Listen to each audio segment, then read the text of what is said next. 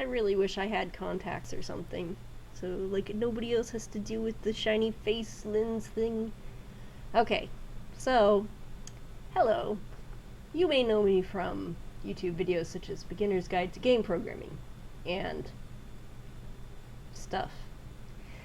So, I just wanted to post a video about asexuality. Woo. So, I'm asexual, and this is something that I discovered around 3 years ago when I was 25 years old, after struggling with wondering what was wrong with me and dealing with a lot of relationship problems over the years.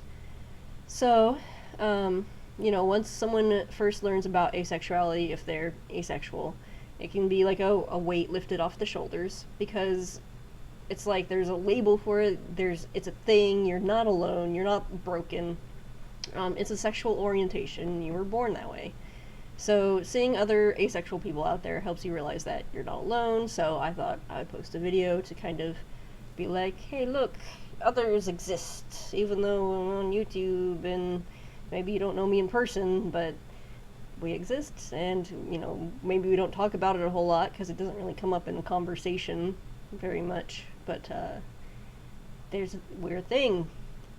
So I've been out for a few years. I just haven't really posted about asexuality on my English language YouTube channel.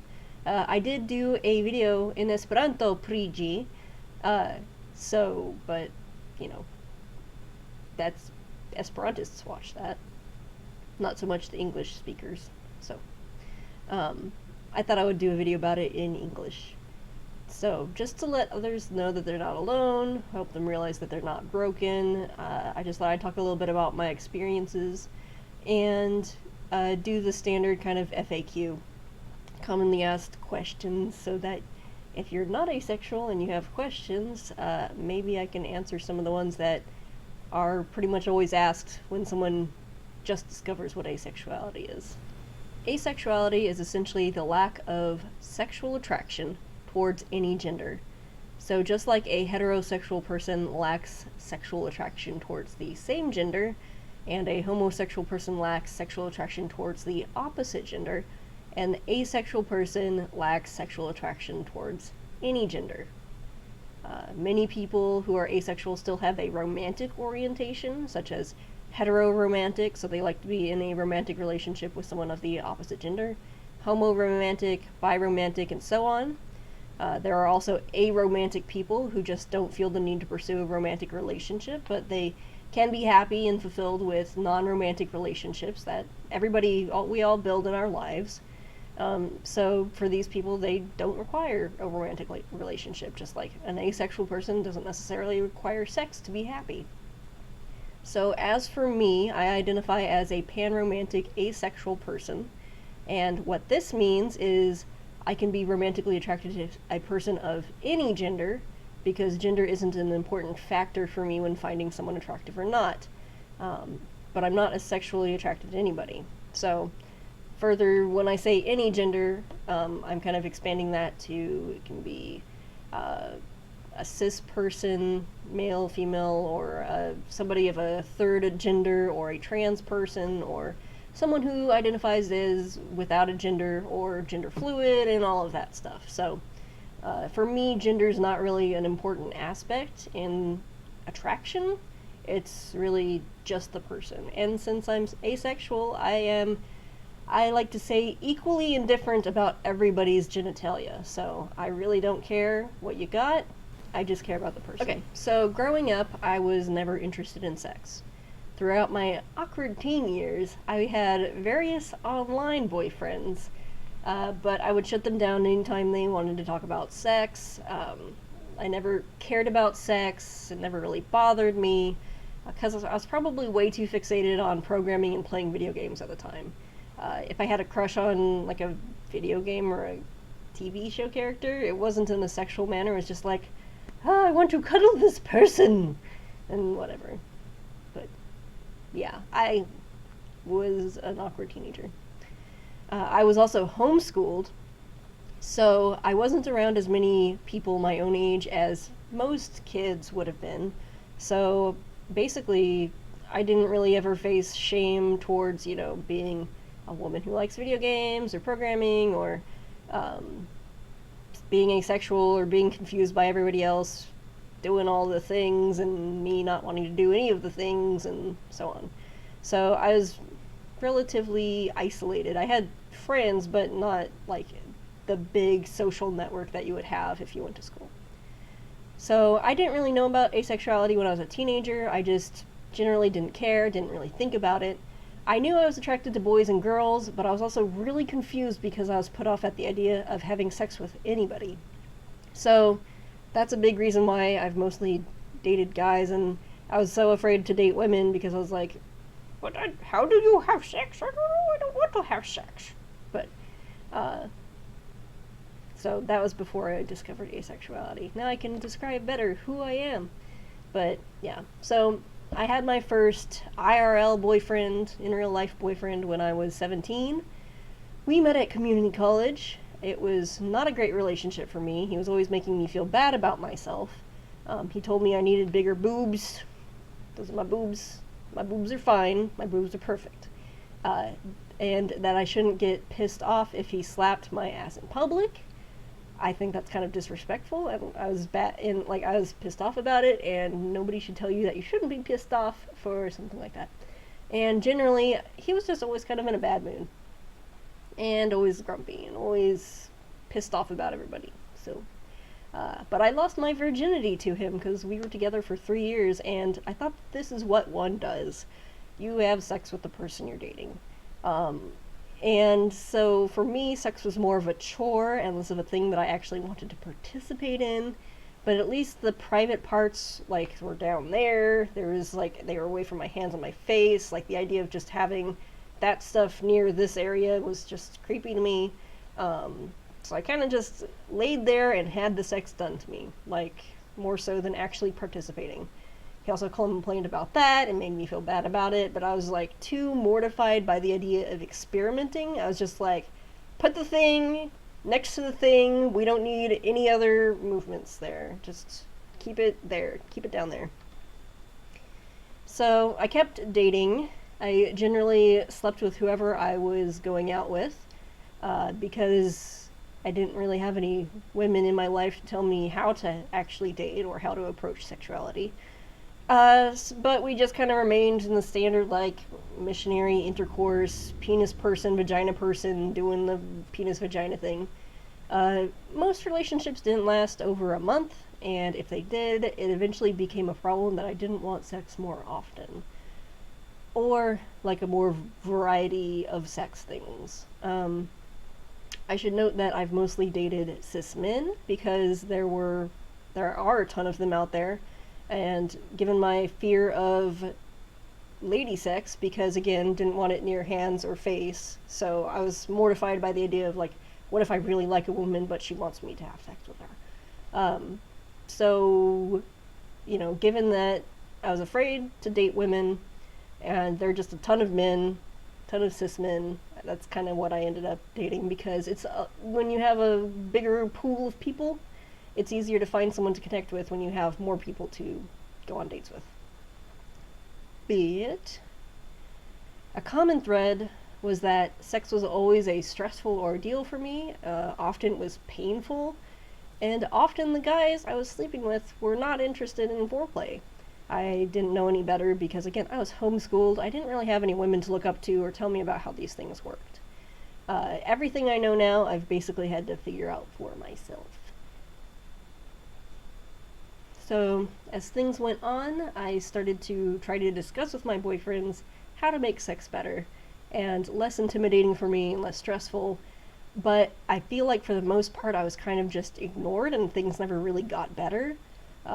I suggested open relationships to pretty much all of my boyfriends I've had, pretty much every boyfriend I've had, and they always found that offensive, and for me it was kind of like, maybe you can go have sex with somebody else so I don't have to. But I still didn't understand what asexuality was at that time. One relationship ended after one day. I was really stressed. I was afraid that I was going to be expected to have sex.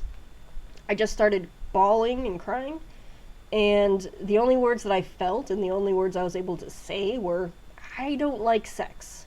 and then he basically broke up with me immediately. So, I've had a lot of relationships end over sex. And, like, I was in a relationship for 3 years one time, and it just kind of ended because I was tired of all of the bad sex, and my mind was like, you know, I'm just really tired of sex.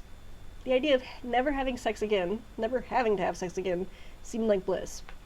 And with a different relationship, it was just kind of like I couldn't see myself having to think about sex for the rest of my life. Like, it would have been, like, the idea of just having to do that sounded like a horrible thing to me.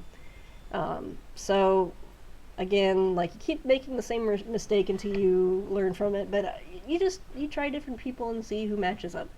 And usually I get along with people pretty well, it's just the sexual stuff that's not good.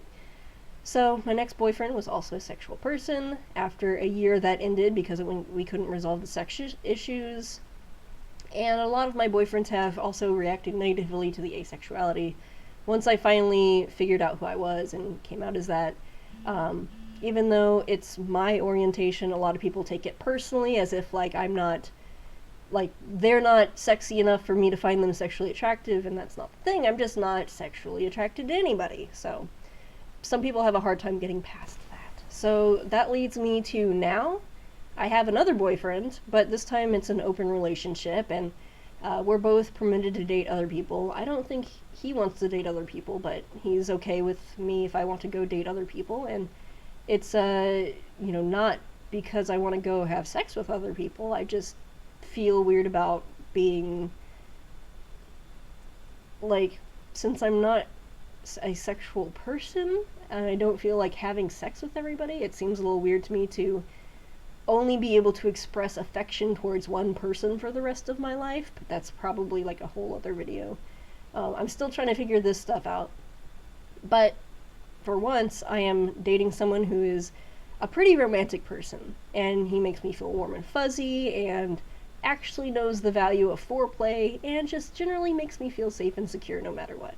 And that's good. So, this is the first time I'm dating someone who is not an American, so maybe the romantic culture that he grew up with in his country is vastly different. I think men here are kind of afraid to do romantic gestures, or to really express their feelings, or try to be romantic, or whatever else. At least that's been my experience with basically every boyfriend I've had up until now. And like, I still don't really think about sex when it's not brought up. Like, if I'm just alone, if I'm programming, I'm like, programming! But, I don't really have a sex drive. I don't really have a biological push to go have sex or seek it out. But for once in this relationship, it feels like I don't have a sex quota to meet, like 1 sex per week or whatever. And it doesn't feel like it's a pressure that's expected of me. So, once socks stop becoming a chore, once sex stops becoming a chore, it's a lot easier to actually participate in it and experiment and feel good about it. So, for those of you who aren't asexual and maybe you're dating someone who just isn't responding well to sex, like, just don't pressure them. If it's a chore, if it's a pressure, if it's expected of them, they're not going to respond well, and then things are going to probably break apart. So that was a big ramble about my story. Mostly, if you are a young lady and don't have a lot of experience and don't have someone to look up to and talk to, like I didn't, maybe just talking about it with some random internet peoples would help. Or if you're asexual, remember that if you don't want to have sex, you don't have to have sex. It's just something that I choose to do. And now I actually choose to do it, not because it's expected of me, but because I am choosing to do so. So, do what makes you feel good. If you don't want to have sex, don't stick with someone who tries to pressure you into it. There are a ton of people out there. There are asexual dating sites. There's no reason you should be in a relationship just because you feel like you are in love with this person, but really, like, there's a ton of people you could be in love with. So it's not worth it to be with someone who makes you feel bad. So, how about some common questions? So if you've never heard about asexuality before, you might have some questions. And a lot of people have kind of the same questions when asexuality is first brought to their attention. So, Usually you'll hear something like, can you be asexual if you have sex or masturbate? And yes, being asexual is a sexual orientation, just like, say you are heterosexual, you could have sex with another person of the same sex, of the same gender, but that doesn't make you not heterosexual. It's just, you did it. I mean, you can, if you want to. So you can choose to have sex or not have sex, that's up to you. An asexual person may choose to have sex with a partner in order to feel that bond and connect, but perhaps without the same sort of sexual desire behind it as their partner might have. An asexual person can still have a sex drive or a libido. Asexuality is simply just the attraction, the sexual attraction to somebody. So, you might still get horny, or you might not want to participate or have sex with this gender or that gender. It doesn't matter. It's still your sexual orientation. You're born with it. So is asexuality a choice? No, it's not a choice. It's an orientation. Celibacy is a choice. An asexual person may choose to be celibate or choose to not be celibate. A sexual person may choose to be celibate or not celibate. So asexuality is an orientation that you're born with, just like being heterosexual, homosexual, bisexual, pansexual, and all of the other ones that I can't remember right now. My hair looks silly. Okay. Likewise, asexuality isn't caused by something. It's not a traumatic past or out of whack hormones or whatever. We're just born this way. So, for example, I've had my hormones tested by my doctor and it came out normal, and she was just like, if you're happy with the way you are, just be yourself. So that was nice. How many asexual people are there? It's estimated that there is about 1%, that about 1% of the population is asexual. So, might not sound like a lot, but there are a lot of people in the world. And you might have stumbled across some asexual people in the past and just not have realized it because, if we're in relationships, if we're hetero-romantic or homo-romantic, we might be in a relationship and you don't know anything about the sex life, right? Not unless someone brings it up and posts about it or says something. So, another common thing you might hear is, why do you need labels? I see labels as a way for me to find people who have similar experiences. It makes it easier to build the support network if you have a label to rally around. So, for me, the label is more for me and people like me. It also, just like any other word in the dictionary, has a meaning to it, so it kind of simplifies having to explain, like, hello, I am a person with no sexual attraction, but I am not celibate, and I am not this or that, like, without having to basically list off everything relating to whatever you are. The beauty of a label is it just kind of simplifies the thing. So, it's the same with programming. You have, like, the dry principle. So everyone would know what that means. It's do not repeat yourself. And then in the context of programming, you would understand what that means when someone says that. Or a design pattern. Like, we need a factory design pattern. And so now I don't have to explain to you what I'm going to implement in my program. You just know because it's a common label for a thing. Anyway. Things to not say to an asexual person. So you reproduce by budding? I think we've all heard this joke. You get no points for originality there. The term for asexual was coined only like within the past 20 years, 10 years, maybe in the 2000s or so. And maybe it's not the best label because it already has a use in science, but it's what's been defined and is currently used. Some people might use something like non-sexual or sexual indifferent or something like that. But it's the label that's out there, so, that's what we identify as. And then sometimes, especially on dating sites, I'll get like, I envy you so much. If only I had no sex drive, I would be so productive and happy. Well, I kind of envy you for being able to just kind of establish a relationship and not having to worry about sex and not making your partner feel bad because of your lack of sexual interest, or for finding portrayals of romantic relationships like yours in popular culture, because everything in our media is about sex, and I don't care that much about sex. So, on that note, I have a question for sexual people. Does sexualized advertising really work? Because when I see burgers or cologne or this or that advertised with boobies, I'm just like, am I supposed to be feeling something that leads me to want to buy this car because of boobies? But yes. Okay, so now we're going to wrap up a little bit. I just wanted to include what it was like to tell my parents, to come out to them, just because that could be an aspect of your life if you're asexual and you have to come out. But I kind of got it on easy mode because my family is secular, so they don't really have any sort of like, you must reproduce in order to be a full human being under the eyes of our God, or some other stuff like that. Like, there's no, we don't like pansexuality or panromanticism because it's too many genders or something. But, so I've come out to them in the past. I think my mom understands the asexuality for the most part.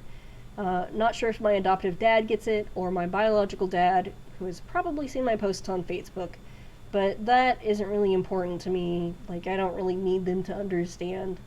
And I've also told them that I'm panromantic. So, for the most part, my non-bio dad and my bio dad haven't really commented anything about it. I don't care. My mom is encouraging and understanding, and knows that that's an aspect of dating for me. So, like, after a breakup, she'll be like, don't worry, if you don't want to have sex if you don't want to. And stuff like that. So, you know, even though I was homeschooled, we were not one of those super conservative families that pulled us out so they wouldn't have to teach about certain scientific topics.